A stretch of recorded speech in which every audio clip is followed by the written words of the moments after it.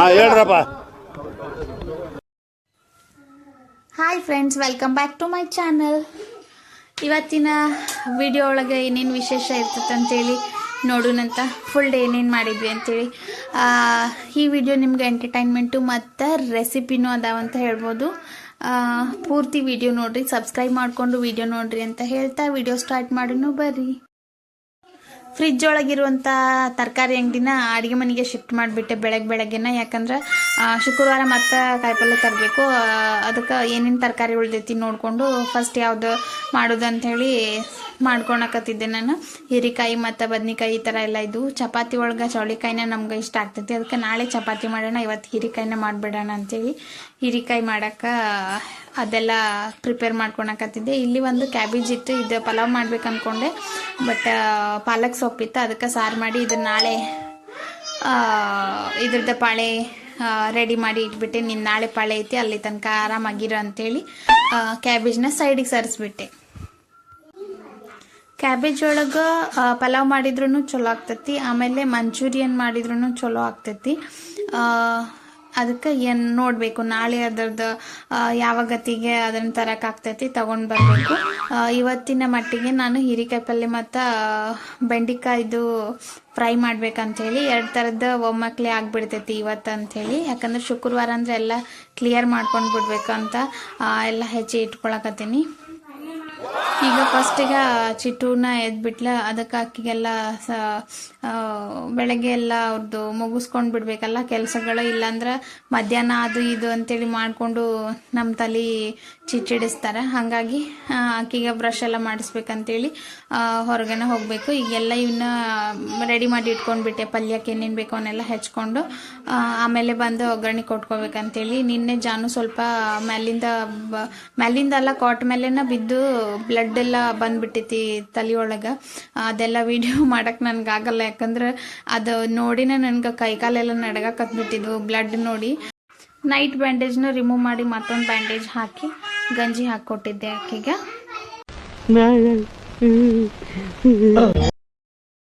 ಜಾಸ್ತಿ ಈಗ ಹೊರಗೆ ಮಳೆ ಇರೋದ್ರಿಂದ ಏನಾರ ಕರ್ದಿದ್ದು ಆಮೇಲೆ ಈ ಥರ ಬಿಸಿ ಬಿಸಿ ತಿನ್ಬೇಕಂತ ಜಾಸ್ತಿ ಆಗ್ತೈತಿ. ಅದಕ್ಕಾಗಿ ನಾನು ನಾಷ್ಟ ಒಮ್ಮೆ ಊಟ ಒಮ್ಮೆ ಈ ಥರ ಬೇರೆ ಬೇರೆನ ಮಾಡಕತ್ಬಿಟ್ಟಿನಿ.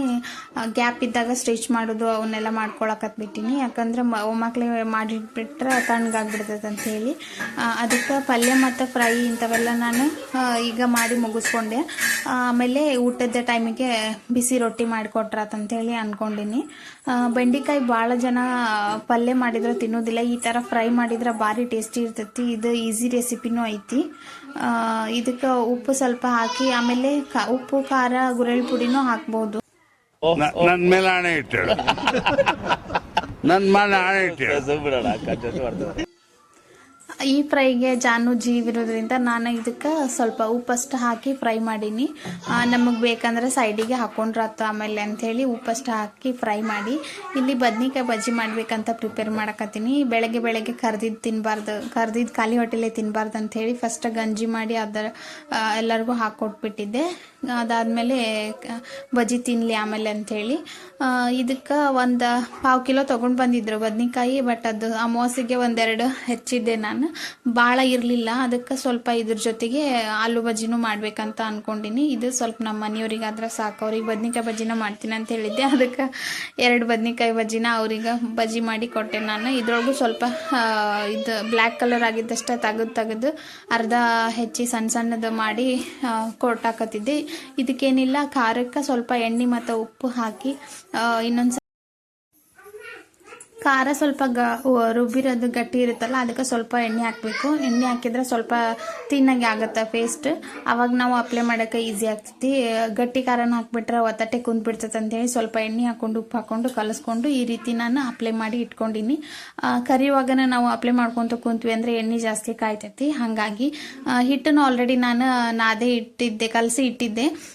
ಇದಕ್ಕೆ ಉಪ್ಪು, ಓಂಕಾಳು ಮತ್ತು ಸೋಡಾ ಅಷ್ಟೇ ಹಾಕಿದ್ದೆ. ಆಮೇಲೆ ಹಿಟ್ಟಿಗೆ ಕಡಲೆ ಹಿಟ್ಟು ಮತ್ತು ಅಕ್ಕಿ ಹಿಟ್ಟು ಹಾಕಿದೆ ಕ್ರಿಸ್ಪಿ ಆಗ್ತಾವ ಅಂತ ಹೇಳಿ.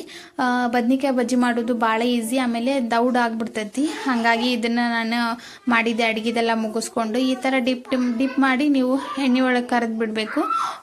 ಅಂದ್ರೆ ಇದನ್ನಾಗ್ತಾವು. ಸ್ಲೈಡು ಸ್ವಲ್ಪ ಸಣ್ಣದಾಗಿ ಕಟ್ ಮಾಡ್ಕೋಬೇಕು. ತೆಳ್ಳಗ ಕಟ್ ಮಾಡಿದ್ವಿ ಅಂದ್ರೆ ಒಳಗೆ ಬದ್ನಿಕಾಯಿ ಚಲೋತೆಗೆ ಬೇಯ್ತೈತಿ. ದಪ್ಪಾಗಿ ಕಟ್ ಮಾಡಿದ್ವಿ ಅಂದ್ರೆ ಸ್ವಲ್ಪ ನೀಟಾಗಿ ಬೇಯೋದಿಲ್ಲ ಅಂತ ಅನ್ನಿಸ್ತೈತಿ. ನೀಟಾಗಿ ಬೇಯಲಿಲ್ಲ ಅಂದ್ರೆ ಇನ್ನೊಂದ್ಸಲ ಕರಿಬೋದು, ಏನು ಪ್ರಾಬ್ಲಮ್ ಇಲ್ಲ.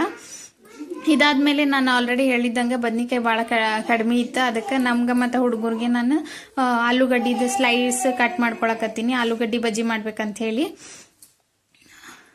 ಈ ಥರ ಕಟ್ ಮಾಡಿಕೊಂಡು ಆ ಹಿಟ್ಟು ಆಗಲೇ ಏನಿತ್ತು ಅದಕ್ಕೆ ಉಪ್ಪಷ್ಟು ಹಾಕಿದ್ದೆ ಅಲ್ಲ ನಾನು, ಯಾಕಂದ್ರೆ ಒಳಗೆ ಖಾರ ಇರ್ತೈತೆ ಅಂಥೇಳಿ. ಇದಕ್ಕೆ ನಾನು ಖಾರ ಆ್ಯಡ್ ಮಾಡ್ಕೊಳಕತ್ತೀನಿ, ಯಾಕಂದ್ರೆ ಆಲೂಗಡ್ಡಿಗೆ ನಾನು ಖಾರ ಒಳಗೆ ಫಿಲ್ ಮಾಡಕತ್ತಿಲ್ಲ, ಹುಡುಗರು ತಿಂತಾರಂಥೇಳಿ.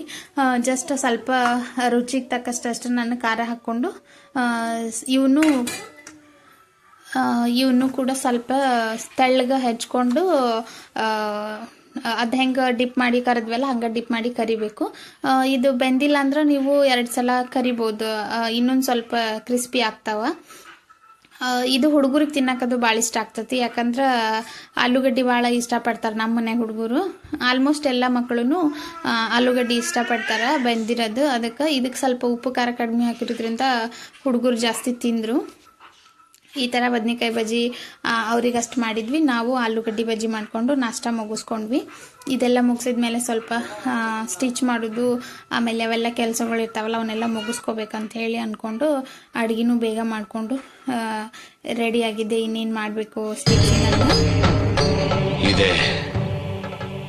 ಇಲ್ಲೊಂದು ಸಮಸ್ಯೆ ಖಂಡಿತ ಇದೆ.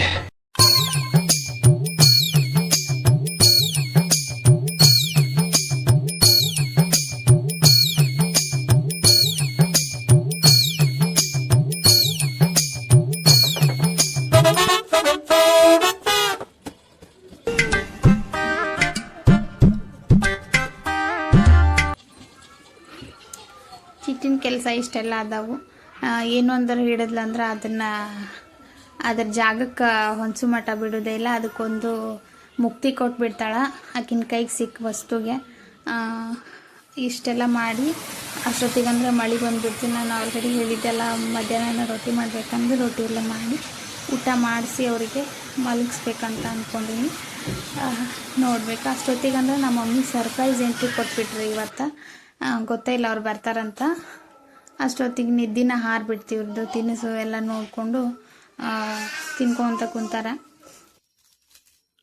ಚಿಟ್ಟು ಎಲ್ಲರೂ ಮೊಕ್ಕೊಂಡ್ರ ನಾವು ಮೊಕ್ಕೋನು ಒಲ್ಯ.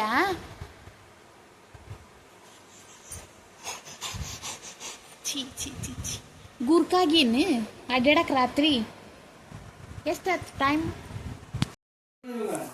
ಸೊ ಇವತ್ತಿನ ವಿಡಿಯೋ ಇಷ್ಟ ಆಗಿತ್ತು. ಆಲ್ರೆಡಿ 11:30 12 ಆಗಕ್ಕೆ ಬಂತು. ಇಲ್ಲಿ ತನಕ ಚಿಟ್ಟು ನನಗೆ ಆಟ ಆಡಿಸ್ಬಿಡ್ತಾಳೆ.